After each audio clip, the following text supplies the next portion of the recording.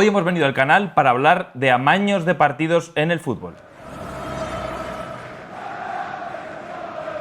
Bueno, Declan, bienvenido. Para todos los que nos estáis viendo ahora mismo, estamos ante Declan Gil, uno de los mayores expertos del mundo en lo que se refiere al amaño de partidos, en específico hablando del fútbol. Además, tenemos que agradecer también a nuestros amigos de Parmars, unos abogados deportivos con los cuales has dado una conferencia en Madrid y han aprovechado para que hagas con nosotros una visita. Así que muchas gracias a Parmars por la introducción y sobre todo gracias a ti, Declan, por venir a hablar con nosotros en el día de hoy. Es un honor. Muchas gracias por su atención sobre este tema muy, muy importante. Es una cuestión existencial por el fútbol, los deportes.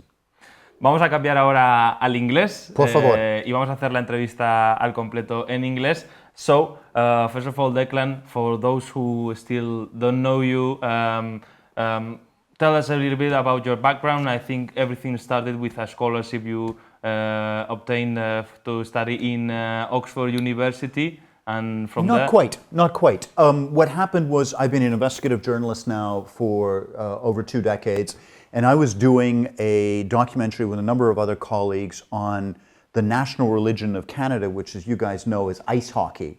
And there was connections between the league, the National Hockey League, the players, the star players in the National Hockey League, and a number of key Russian godfathers, mafia Russian godfathers. So I was in Moscow with the camera crew and the team, and we met and interviewed the, quote, head of the Russian mafia. This is the guy that U.S. Congress, U.S. Senate, FBI identified as saying, okay, that guy's the head of the Russian mafia. He denies it, says it's all a mistake, but we went over, we interviewed him, and he was a Georgian, and he said, oh, come out for dinner with us afterwards. And the camera guys just said, no thanks, like we don't get paid to do that. Well, my senior producer, who's a mentor of mine, said, look, I'm a journalist, and when the head of the Russian mafia invites you for dinner, you'd better show up. So we're sitting there in this very intense Georgian restaurant in the middle of Moscow, and this is in the late 90s, and as some of your viewers may know, it was a mafia battleground. The company that he ran, 21st Century Association, the first 2 presidents had been killed in mafia-style assassinations. So he rolls up in an armored, plated 4x4, parks maybe no more than 18 inches from the door, comes in, and we're in the back of this restaurant having food with the, quote, head of the Russian mafia. And I don't know about you, brother, I don't know about our listeners and viewers, but what do you say? Like, what do you say to the head of the Russian mafia? And I'm like, I'm a young guy at the time, I'm like, so, I guess you like hockey, do you? And he goes, yeah, I like hockey, it's okay, but I love football. And he starts telling the story of how he was at the 1994 World Cup in the Rose Bowl, which is in Pasadena, California. But he's not just in the stadium. He's in the VVIP section, which is, is very, very important person section. There's only 300 people. There's Pele, Hillary Clinton, all these big shots like that. But he's not just in there with those 300 people. He's in the front row. So Yao Havelange, who was the then president of FIFA, is sitting there. The next president is a guy called Sepp Blatter that I'm sure you guys know. The president of the Russian Football Federation is there, and then this guy is there. Now, to our Catholic viewers, this is like being in the Vatican on the balcony next to the Pope on Easter Sunday. Symbolically, and I don't mean to insult anyone, but I'm talking just symbolic power. In sport, you don't get a bigger moment than that. And so I'm sitting in this restaurant as a young journalist, and I'm thinking 2 thoughts. I'm thinking, I really want to get out of this restaurant alive. And 2, if I do, I want to know how this man, who the U.S. Senate is naming as the head of the Russian mafia, is able to walk into the center of world sport and have such power.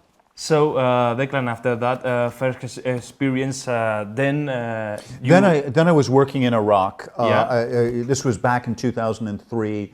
As you guys know, the Americans embarked on this stupid invasion of Iraq that eventually has almost broken their power. Anyway, I was there, I was not embedded, I was working as a freelancer, and I got this email saying I got a scholarship to go to Oxford to study at the greatest center for the study of organized crime in the world. And so while I was there, I infiltrated a gang of Asian match fixers based out of Singapore and Malaysia as they travel around the world fixing major sporting events, be it tennis, rugby, soccer, cricket, whatever. So I had one of those other meetings, one of those other really intense meetings. It was late at midnight, it was a golf course, and it was 2 hours, and it was one of those meetings that just exploded my mind. There's a fixer there, a very famous match fixer in Asia. He's got 4 telephones open in front of his desk. There's a good-looking woman on the bed. There's his bouncer, the big heavy guy, sitting there as well. And I'm by myself. There's no backup. I'm not working for Canadian television anymore. I'm just there by myself as a doctoral student. So I'm terrified. But anyway, my head is blown because they're not only are they telling me stories about all the fixing that's going on in Europe, and remember, this is 2005 now, 2006, before this is ever discussed in Europe, before anyone is talking about this. But they're also fixing games right in front of me. You know, they're picking up the phone and they're like, blah, blah, blah, yeah, thanks. Because they were fixing the Vietnamese team, which was playing in the Southeast Asian game right then. And they were saying, oh yeah, we've got this game in the Bundesliga, it's going to finish this way. And they gave me the score. And then as the game is going on, they're receiving the calls, you know, so-and-so scored, so-and-so scored. Anyway, in the midst of this thing, my head is just blown open. I'm exploding with curiosity and all kinds of emotions, as I'm sure you guys would imagine. And I turn to them and I say, what is the biggest match you've ever fixed in your life? And the fixer looks at me and goes, I don't know, what's bigger, the Olympics or the World Cup? So I'm looking at him, and again, it's one of those interviews where you have 2 thoughts in your head. And the first one is this guy the biggest bullshitter in Asia? Like, you know, the World Cup, the Olympics, that's not possible. He couldn't have, you know, he's just been bullshitting.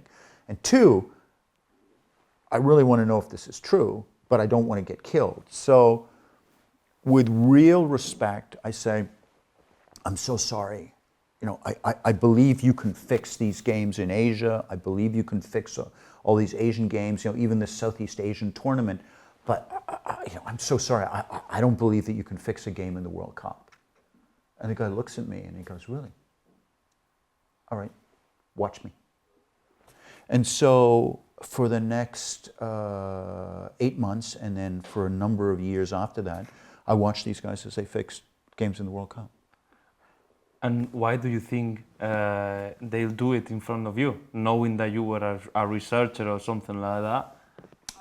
It's a complicated question. In my first book, The Fix, Soccer and Organized Crime, which I think is in Spanish called Juegos Arreglados, or Juegos Sucios, I spent about a chapter analyzing that. And I think part of the reason why I was just such a different creature.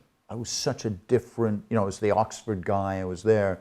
I've never bet even to this day, because I don't think that I can come on a program like this and be saying the kind of things that I do if you guys think that I'm making money on the betting market. So I never bet in any way, ever. And I think as well, they'd been working for 15 years at that point. They had traveled around the world. They'd gone to all these different places.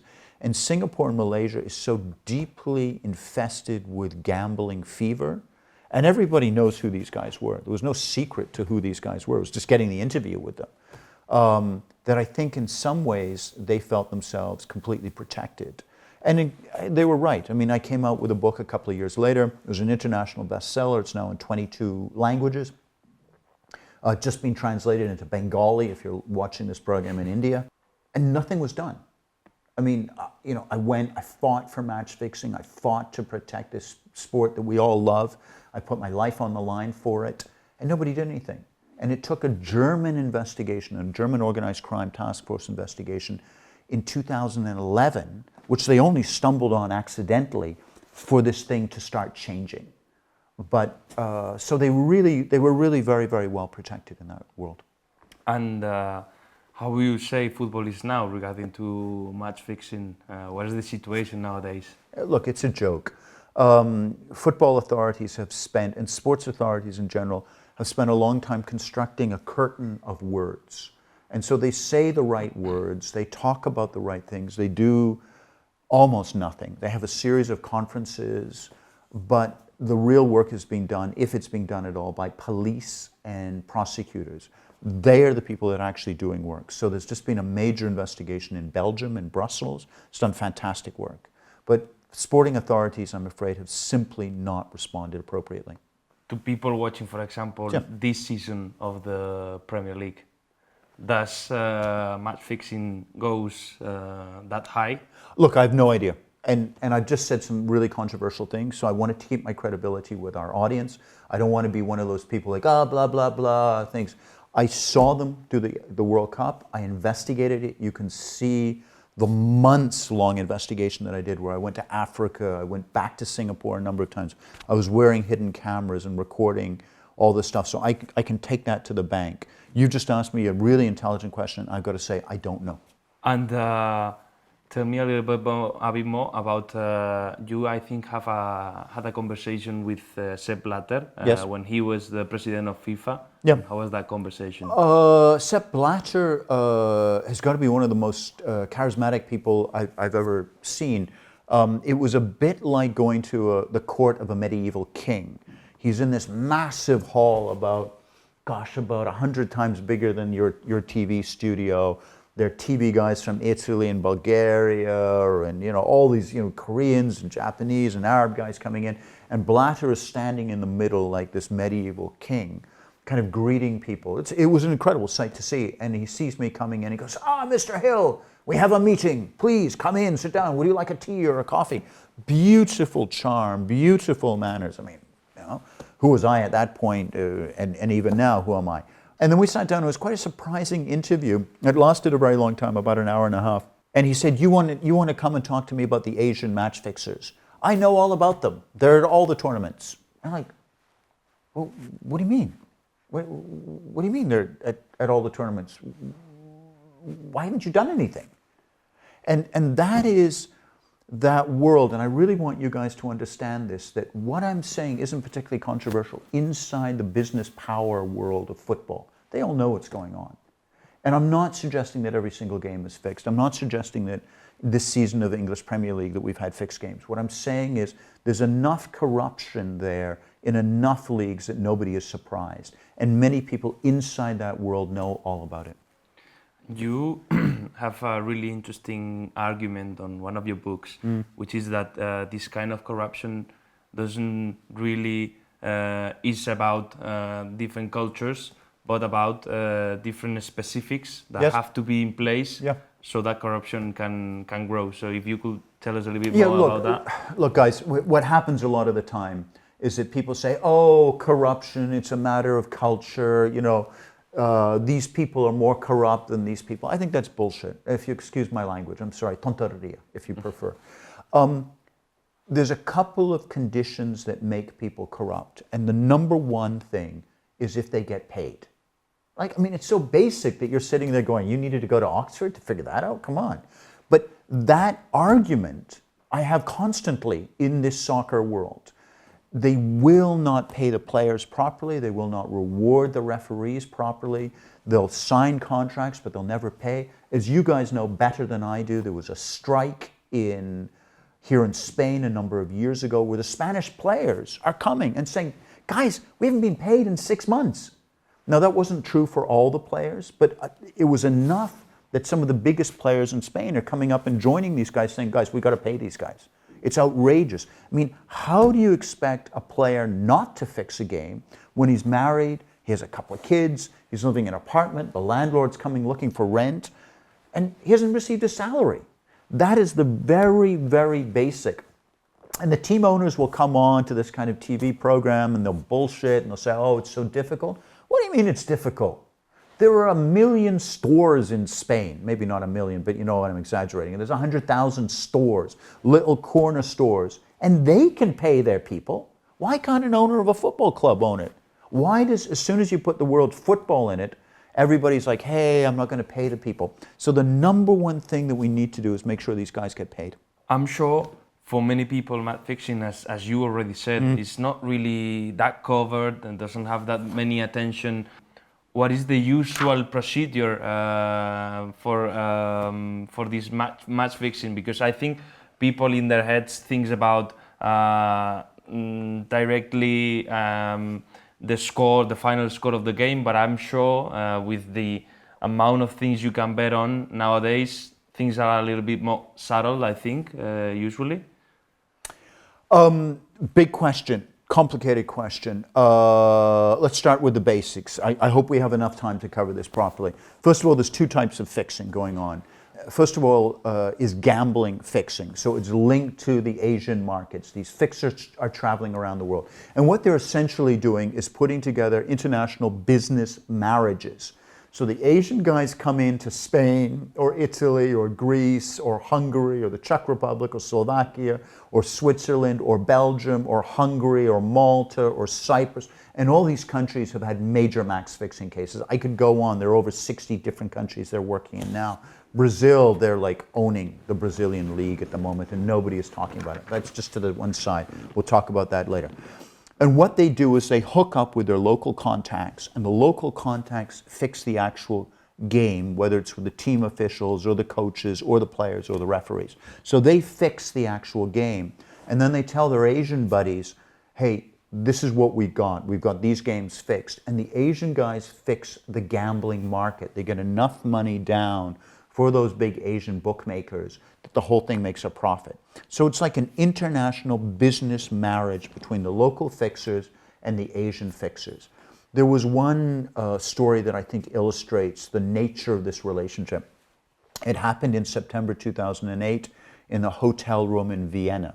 Dan Tan's guys were coming in from Malaysia, Singapore, and the subpoenas, and both of these gangs, by the way, have got a number of judicial trials against them. So I'm not saying anything that the police and prosecutors don't know. So they have a meeting, and the Asian guys are saying to the Croatian guys, look, when you say you have a fixed match, we don't know what you're saying.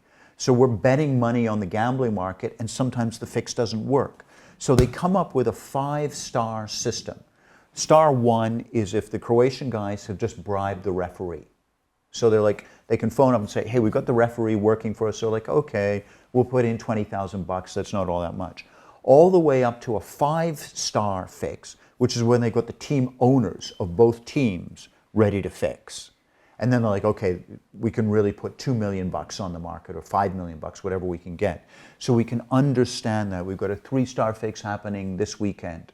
And that's the way they're communicating. So that's the greed, that's the gambling match fixing. Then, and this is no surprise to you guys, there's Il Sistema. And Il Sistema is big in Portugal, it's big in Spain, it's big in Italy, it's big in Greece, it's big, huge in Turkey, and is the secret market of the team owners. So at a certain point in the season, many of the team owners are like, you know what, we're not going to get promoted and we're not going to go down. We'll start selling the points to the teams that really need it. And so you have the system meeting the gambling guys. And so the team owners are also starting to profit. Amazing. And I hope I'm exploding your head. I hope I'm exploding your head, guys. By the way, just a quick note here. If there's anything I say that you're looking at me going, nah, this can't be true, go check this out. I've written 2 books on it. I've done my doctorate at Oxford. If there's anything that you doubt, check what I'm saying, and you'll see this is substantiated with legal documents 1,000 times over. And let's talk about Asia, because it seems like everything goes up to there. Why the gambling world is so embedded over there? Look, I think, again, as our viewers know, the world is changing. The world is changing towards Asia in many industries. And gambling is no different from that. There's a couple of reasons why gambling is so big in Asia. First of all, there's a cultural thing. The Chinese culture likes to gamble like the Irish culture likes to drink. Like, you can't have a social occasion with my people without beer coming out or whiskey. Like, it's just part of the culture. Same thing in China. Gambling is just massive. And every New Year's Eve, there's all kinds of gambling that goes on. But 2, there's an area in the business center of Manila in the Philippines where they, it's essentially a very business-friendly atmosphere where they don't have to pay a lot of taxes. It's very unregulated. And so the biggest bookmakers in the world are based there, and they're just making money like anything. And let's talk about addiction. You've lived the industry of gambling from the inside, and I've seen you sharing in your social media accounts many information and reports about, for example, that the addiction that these gambling companies causes is way higher than they are willing to accept. Look, guys, it's an excellent question, and I want you to take this away. Everything that makes you good athletes makes you suck at gambling. And those people that have come in, the bookmakers and the gambling companies that have come in, some of them are good, but some of them are selling lies. And they're targeting you guys. They're targeting young men between the ages of 14 and 35. And that's what they're trying to get. And when I say 14, I'm not exaggerating here. The UK Gambling Commission, the regulators for gambling in the UK, have discovered that there are tens of thousands of pathological gamblers under the age of 18. That means gambling addicts. That's not like, some 16-year-old happens to wander into the gambling shop. That's the addicts are there. So the game itself, the sport itself is being transformed paso a paso, poco a poco, into a vehicle for gambling. What do I mean by that? Okay, they're turning football into horse racing. Horse racing, nobody goes, or very few people go to a horse race because they love horses. They go because they want to place a bet. It's the same thing with football. Our players, our athletes, the guys that we, worship and follow and all those kind of things, are gradually being transformed into racehorses. They're a vehicle for gambling. It's not happening right now, but you can see that road that it's going down. So that's number one. We have that massive problem of the sport that we love being turned into a gambling vehicle. The second one, and this is virtually never discussed, but it's a huge story, and it's a huge story with English Premier League players, is that a strong minority of them are gambling addicts. Because everything that makes an athlete good as an athlete makes them suck as a gambler. So they never give up. They keep trying. They're persevering. They work all the time. That's good if you're an athlete. Fantastic. Wonderful. But when it makes you terrible as a gambler. So you see again and again and again cases of really famous footballers are gambling constantly and they're losing their money. And this is a massive problem. You said also that not many people is talking about it. It's also, I understand, because football is really embedded with gambling companies, obviously. Look, gambling companies hate to talk about addiction, but some of them, not all of them, but some of them make their money off addicts. There was a recent study, again in the UK, where some of the UK gambling companies were making 86% of their profits off 5% of their customers. So let me repeat that. 86% of the money they were making was off 5% of their customers. So they were finding who the addicts were and they were driving the cash out of them. They were pulling the cash out. The other 95% of the people they didn't worry about. This is a massive problem, and it's really a problem for players. Players, professional football players, are inundated with gambling at the moment and gaming. And it's a huge problem, and very few people are talking about it.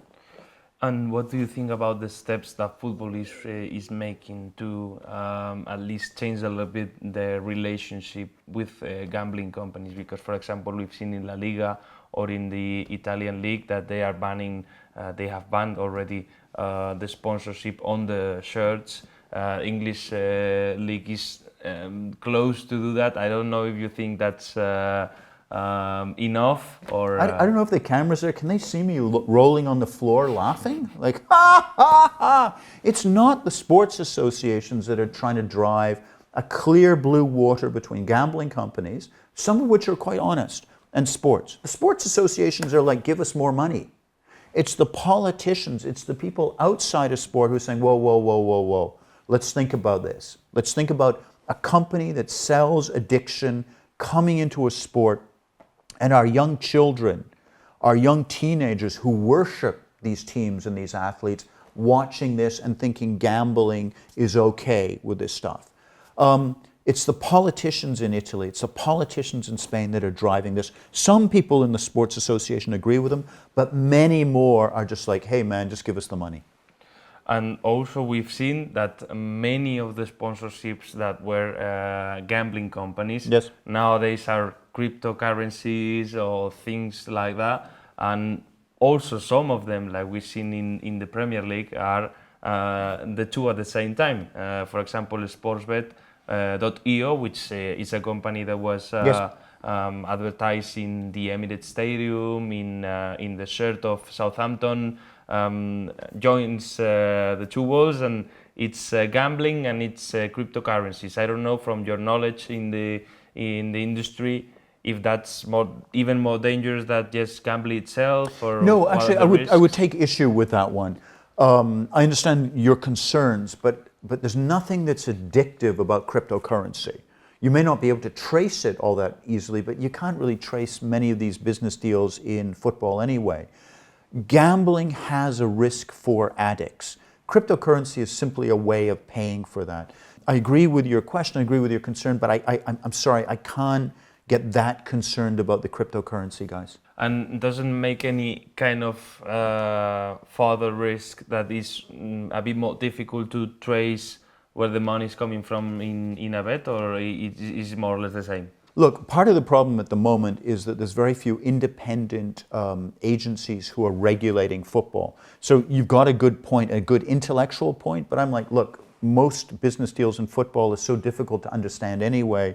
You get the cryptocurrency. I understand your concern, but I'm not that worried about the industry of cryptocurrency. And also, I would like to talk about another associated risk to the gambling industry. We've seen also concerns about the organized crime using gambling to clean dirty money. Yes. If you could tell us a little bit more Of about course, that. yes. I'm now both a journalist, but most of my work is as a professor of investigations at the University of New Haven. And I've just done a major work with my doctoral students, one particular doctoral student from Italy. And it's on the alliance between the Camorra of Naples, the Sicilian Mafia, the Sacra Corona Unita from Puglia, and the 'Ndrangheta. These are the four biggest organized crime groups in Italy. The 'Ndrangheta was recently rated as one of the top economic institutions in the country, so up there with their top banks and their big oil companies. And these four organized crime company groups got together and they ran an empire of sports gambling and match fixing and money laundering. And essentially what they were doing was they were taking the legal customers across Europe and they were pulling them into the illegal market. They were doing that with all kinds of complicated ways. I don't know if we got time to do that. But the other thing that they were doing was they were taking their illegal cash, which they got from drug deals and kidnapping and all the extortion, all this kind of stuff, and they were cleaning it up. So it was like this and that way. The legal customers were going to the illegal market, and the illegal money was being swept into the legal market. And that empire that these four organized crime groups created was worth about €5 billion. And before starting filming this interview, I talked to you a little bit about the Wigan Athletic case, which happened in 2020 when the team got relegated by some owners, which the background of them wasn't not really clear. that clear, and they did some strange transfer after which they got the team under administration, and finally the team, which was safe at that time, ended up getting relegated to League One. I don't know, and we've seen footage of the president of the VFL, Rick Parry, telling about a bet in Philippines, betting that Wigan will get relegated. I don't know if this story seems like really bizarre to you, or could be common practice in what you know. Look, we discussed this off camera, and I'll say what I said off camera as well to our audience. I don't know that specific story particularly well. I don't have some insight aside from reading the same newspapers that you did. But two things strike me about that. One is that the lack of effective regulation. Really, football is like real estate. It's the last of the commercial jungles.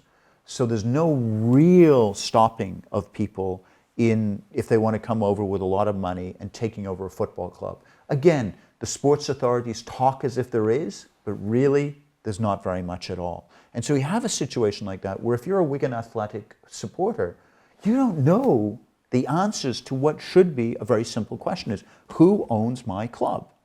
And it should be absolutely clear. In almost any other business field, aside from football and real estate, those kind of things are really easy to understand. You say that the football industry itself is not pushing for any kind of real regulation. No. It's always the politicians. I don't know, how do you see or how do you imagine we could fix this problem? Because if the ones who have the most power in this industry are not willing to do anything, what would you suggest? Look, I suggest what they're talking about in the UK, which is independent regulator, unconnected with football. Look, in the meat industry, as you guys know, the meat industry, the sausage, the chorizos used to be toxic.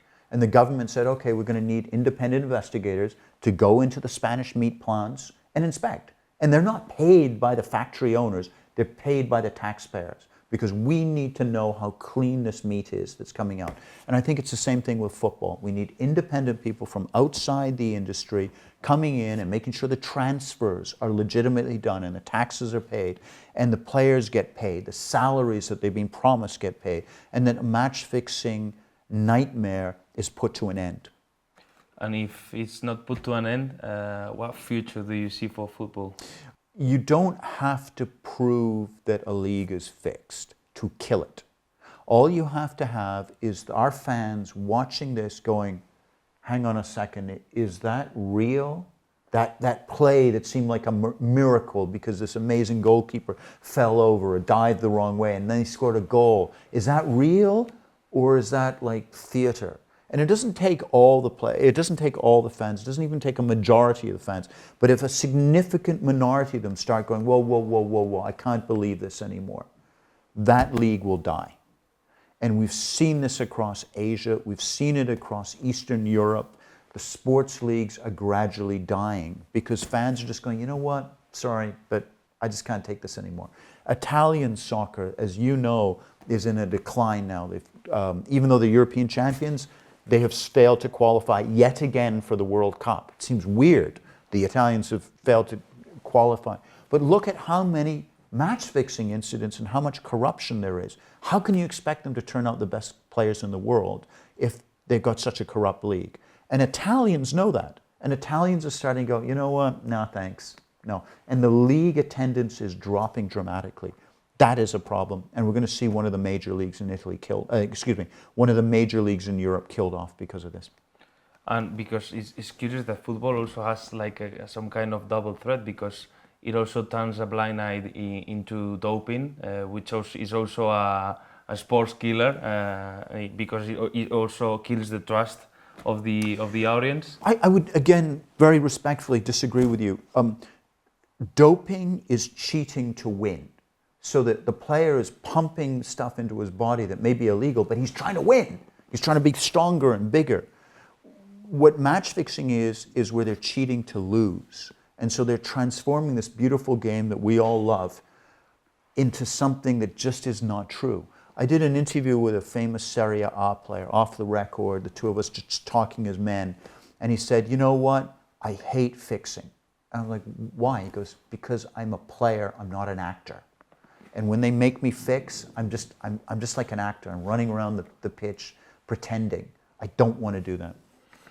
And also, moving apart from football, there's a lot of our audience who are also interested in video games like FIFA and obviously esports. I've seen you talking about really concern also about this problem getting into this brand new sports. Look, I teach a course at my University of New Haven on esports corruption, and it's the wild east in esports. There's match fixing, there's corruption. The players don't get paid. The contracts are like toilet paper. Nobody respects them. I was talking to a union official. There are very, very few unions in esports, but he was trying to form a union for CS:GO, Counter-Strike Global Offensive. And he was saying that some of the some of the stadiums where these guys are playing, these young guys are playing, they don't even turn the heat on. Like they're playing for 12, 13 hours in these major LAN tournaments, and they don't even get the building heated. They can't even have a bathroom to go. They're going to have to run into this bathroom, sharing it with all the fans. That's the kind of low quality of professionalism that esports is going through. And we're seeing, the FBI has just started an investigation into CS:GO. So we're having these problems in esport. Okay, Declan, so that was it. It was really a pleasure talking to you. Thanks for your visit, and thanks again brother. A real to Parmars. Thank you so much, guys, for taking the time.